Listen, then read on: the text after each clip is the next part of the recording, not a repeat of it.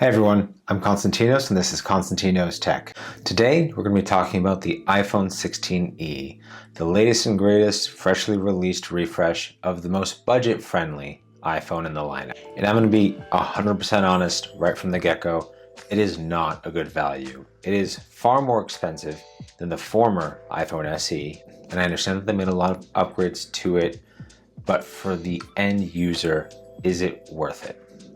Let's chat about it a little bit. Let's dive into some of the specs, the good, the bad, and the expected. So Apple is sticking with the more budget-oriented aluminum frame for the construction of the iPhone SE. It has a glass back and the previous generation ceramic shield. So it won't be as good as the modern 16 and 16 Pro, but it still will be plenty durable for your everyday usage. They've limited the colors quite a bit. It only comes in black or white, and the starting price is $599. One positive though is that they did increase the amount of base level storage that it comes with from 64 to 128 gigabytes. It also comes in 256 and 512. This is very good news to have a base level storage configuration. Now we just have to get the Pro models to 256. Another great upgrade is that the screen has been updated to an OLED. So Apple is no longer using any of the LCD liquid retina displays. It is purely OLED now.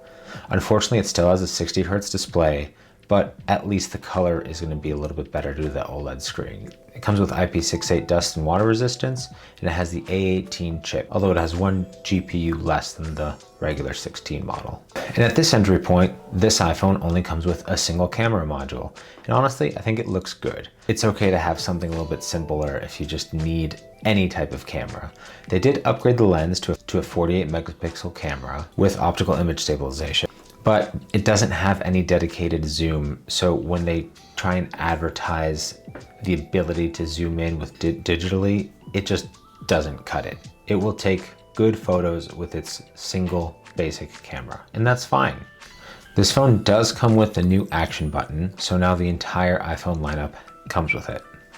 You'll be able to customize it to whatever you want with a shortcut, or use some of the pre-programmed settings like turning it on and off of silent mode, activating visual intelligence, or wherever your heart desires. This iPhone does not come with the camera control button. And honestly, I'm okay with that. I never use it. I know some people have learned to love it.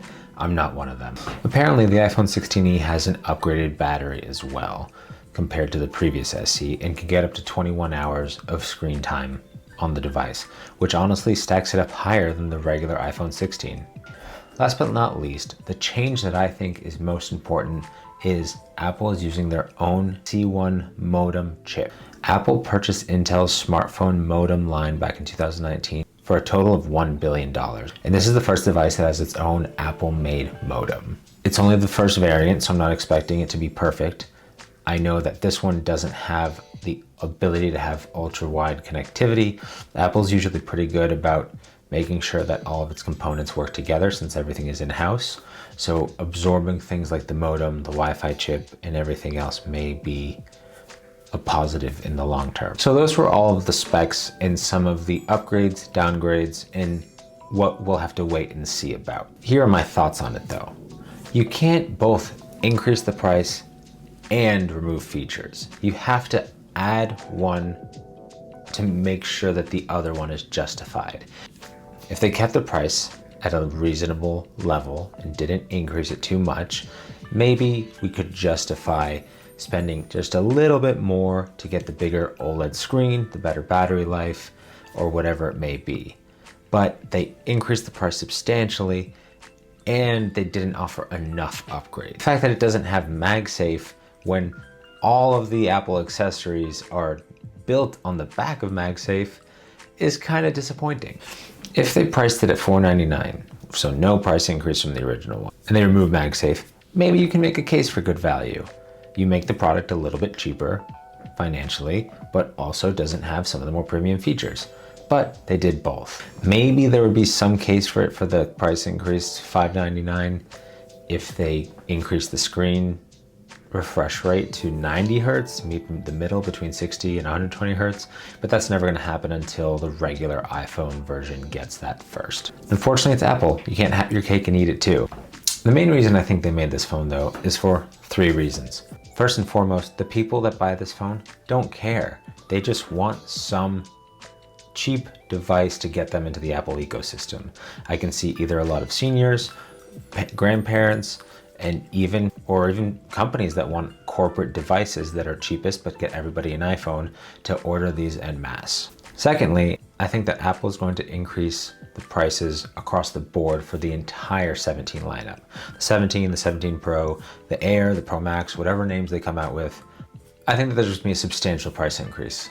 By anchoring this price in now, I think that comparatively, the later prices won't look as bad, when in reality, nobody wants to pay more money for a phone. But the third and final primary purpose for this device is to be a little bit of a guinea pig for the Apple-made C1 modem. Obviously, it's been through its own severe testing through Apple, but once it goes to the public, and there's a certain demographic of people that don't necessarily care about the latest and greatest tech is using it, they just want to get the phone, they just want to get an iPhone, they'll be able to have people test it, and even if it's not the fastest, the best, or the latest and greatest, they won't be too disappointed. If you have tech YouTubers like me testing it, maybe we'll be a little harsher on them. So hopefully once Apple gets enough data from sales, either the 17 or the 18 iPhone lineup will have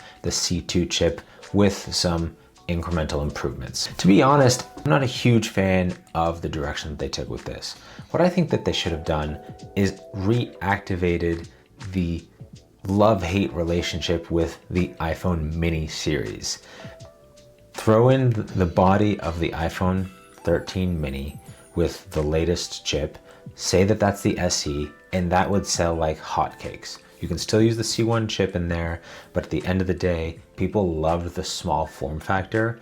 And if you had that with the C1 chip, the upgraded battery, a single upgraded camera lens, and it would sell better than any iPhone model. If you wanted to pick this up for someone in your life, like a grandparent, parent, whomever it may be, and they don't care about tech, but they just need an iPhone, maybe it's a good buy.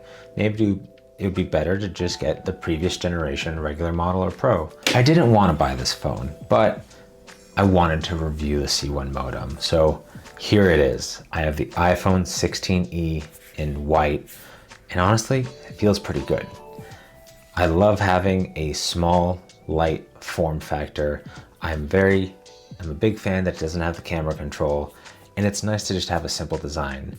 Matte always looks great. Silver aluminum doesn't smudge, leave fingerprints, and it seems kind of like a nice form factor.